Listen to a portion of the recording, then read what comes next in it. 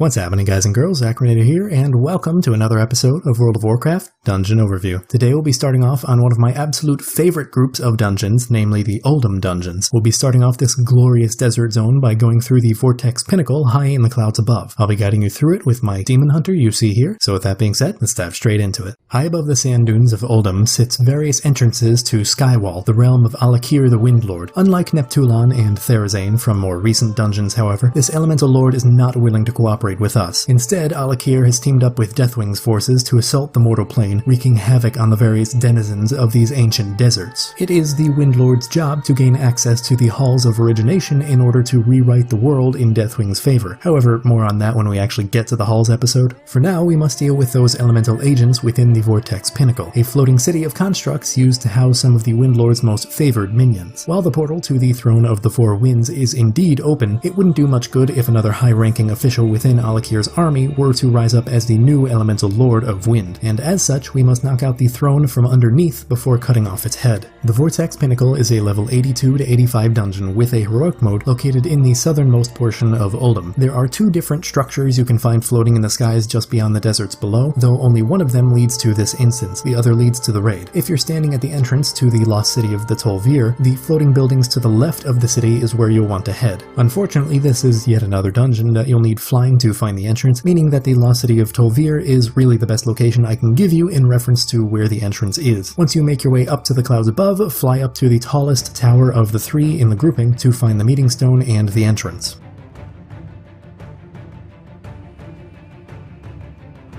Ertan is in charge of defending the Pinnacle from any unwelcome outsiders if they become daring enough to assault Skywall. That's the downside to opening the way to Azeroth from the elemental planes, is that these portals work both ways. To ensure that none would challenge the Windlord, Assad has gifted Ertan with the power over gale force winds and lightning. This won't be easy, but this certainly isn't the first ferocious elemental we've had to take down. At the very beginning of this encounter, Ertan will summon a bunch of cyclones in a circle around her. As long as you avoid walking into these, you won't have to worry about the damage or temporary debuffs they give you. The tricky part is that the boss will occasionally call them in to surround her, making it effectively impossible to hit her from melee range. Thankfully, the cyclones don't move very fast, so as long as you're halfway paying attention, you shouldn't ever get hit by these. The one heroic mechanic that you'll have to worry about is that Ertan will periodically summon lurking tempests to aid her. The nice thing about these adds is that they will only attack so long as no one is looking directly at them, and it does count if you're facing towards them with the boss standing in between you. So just make sure there's at least one person always looking at these guys and you don't even have to bother fighting them. Also, one post-boss note, because this confused the hell out of me back in the day, after you've killed the boss and you are ready to move on to the next platform, head over to the balcony on the left and click on the slipstream directly in front of you. You'll notice that your cursor will change to the curved arrow when hovering over it, so that should help you figure out exactly where it is.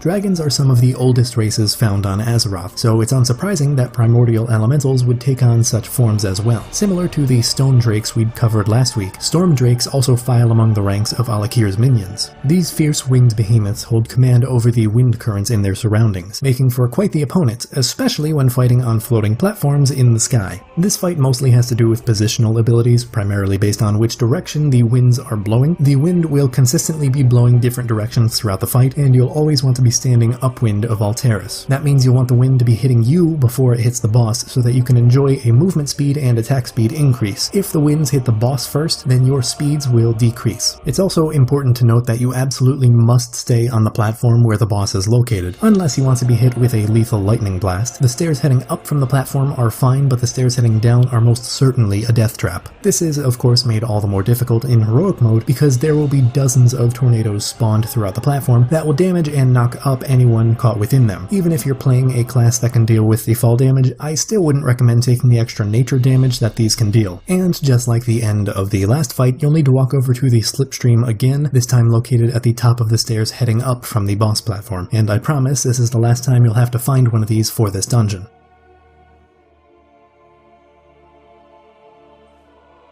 Al'Akir has surrounded himself with 4 of his top generals, reigning over the north, south, east, and west winds respectively. Simiat is the lord of the south winds, who traveled to the lost city of Tol'vir in order to strike a deal with the locals. Saving most of the details for when we actually cover that dungeon later on, suffice to say that things haven't been going well for Simiat. This has left Assad, the Caliph of Zephyrs, with the unique opportunity to display his talents to the Windlord in the hopes of proving that he is more worthy to sit at the conclave of wind than his failed contemporary. All he needs to do is successfully defend the pinnacle from us, and he'll have a serious stake in replacing the current Lord of the South Winds. Throughout this fight, Assad will summon Skyfall Star trash mobs. These don't have very much health, but do cast Arcane Barrage for a fair amount of damage, so casters should be sure to kill them quickly and move back on to the boss. On Heroic mode, the boss will cast Static Cling, which roots all players standing on the ground for about 12 seconds. The way to avoid this ability is to jump when it's cast, which is easier said than done depending on how good you are at timing these sort of things. Unfortunately, there's not really any way to practice, so it's trial by fire, or lightning in this case. Assad will periodically create a lightning triangle which redirects all spells cast at those standing within it. You'll want to get inside of this field quickly because shortly after finishing it, the boss will cast Supremacy of the Storm, which deals lethal damage to anyone standing outside of the triangle. Well, I hope you all enjoyed this episode, and if you did, feel free to give it a thumbs up. If you want to see more like it, maybe even subscribe. Links to my social media and whatnot are in the description below, and as for the comment question, why do you think Al'Akir left the portals into Skywall so unguarded? Sure, he has forces protecting the various structures within his domain, but why not invest a few troops into guarding the entrances themselves? You think it wouldn't take very much from stopping us from walking in. Maybe he's just too arrogant to realize that we pose a serious threat? What do you think? Anyways, that's all the time I've got for today, so until next time, don't die.